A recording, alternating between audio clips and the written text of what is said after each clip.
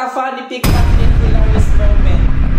Work karma hits instantly.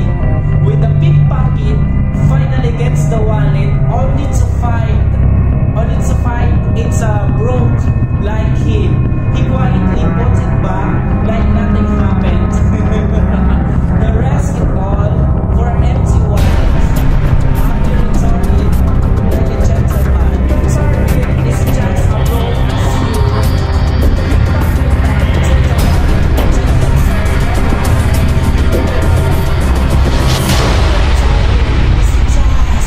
broke as you.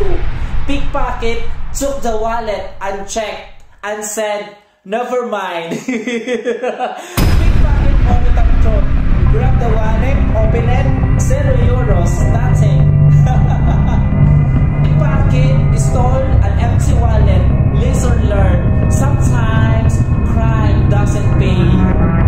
It pays literally. When you steal from someone who's just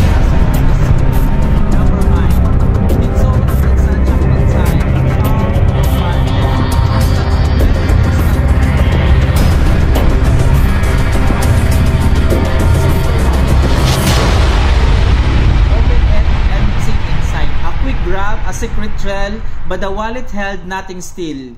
He all for an empty prize. The step